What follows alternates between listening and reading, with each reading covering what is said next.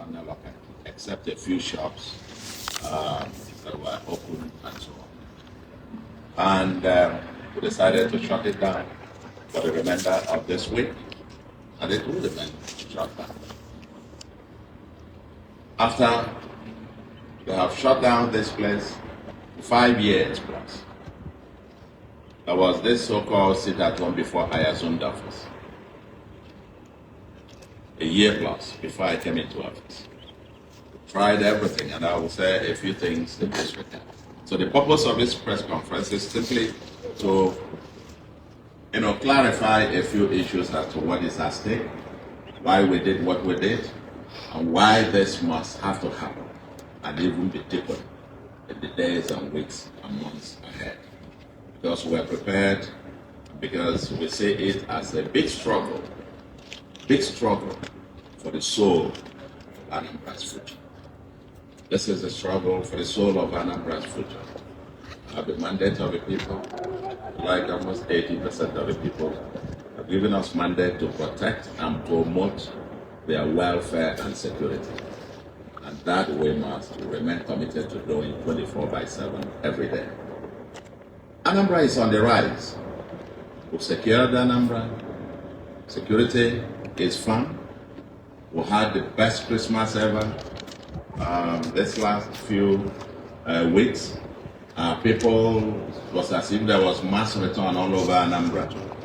All the markets were open, including on Mondays, even Sundays. And you won't believe it. Main Market was open on Mondays throughout the Yuletide season. But then after the Christmas season over, we've got to lock it up again. Something is happening. It's no longer sit at home. Sit at home ended more than 2 years ago. What is now happening with these markets? Because on Mondays, everywhere in Anambra, especially in Onitsha, on Mondays, the streets are open. The various stadiums that you have in the place, they are full with people exercising. Cars on the road, social meetings, neighborhood meetings, churches, and so on and so forth. Street trading everywhere. Everybody is bustling because the earlier sit at home was that people sat in their homes and never came out. This time around, it's no longer sit at home. It's now plain laziness because what you've done for like 2, 3, 4, 5 years becomes like culture. We've become used to it. And therefore, by reflex action, we have to be aware. And we are redefining a new calendar for Anambra and the Southeast, that you are open for business from Tuesday to Saturday or to Friday, as the case may be, while the rest of the world has a different kind of calendar. No. There's now some deliberateness about what is going on. Sabotage, criminal intent to keep Anambra and the Southeast behind. And we are determined to fight this with everything legal to make sure that we come to an end to this. Like I said, security restored, investors are pouring in. Christmas that we had like no other, where everybody traded every day, including Sundays. We cannot realize the potentials of Anambra without defeating this particular evil, because it keeps dragging us back. How did we get here? Before I became governor, that was sometime I think early 2021, they began this stuff sit at home, which was ordered by I don't know who, as a way of protesting the arrest of Nnamdi.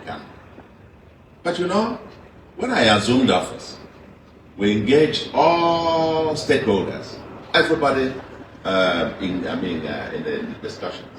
And we had several releases by IPOB denouncing the sit at home itself, that they did not support it.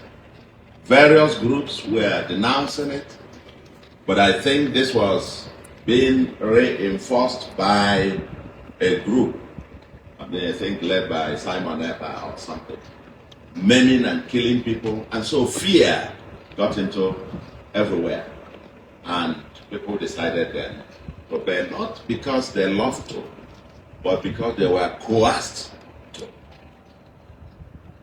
tried everything over time to do something about it.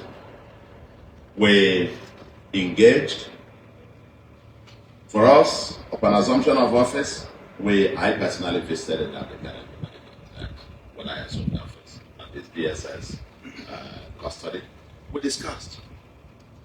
He was not happy. This is what he told me. He was not happy about the sit-at-home thing, because it's like shooting yourself on the foot. It's like cutting your nose to spite your whatever, your face. And as we say, he will hold somebody down. He's holding himself there. The artisans, the school children that have to go to school, the artisans who make their daily living, these apprentices, who make their living on a daily basis. You stop them from earning a living, and you think you are serving their interest. You want to turn Southeast into a desolate homeland, and yet you are fighting for them. Of course, he said that was wrong. I confronted him with these questions, and he told me that was wrong. Okay? So, now you come. These other criminals were enforcing this, maiming and killing people on Mondays. Okay, we engaged.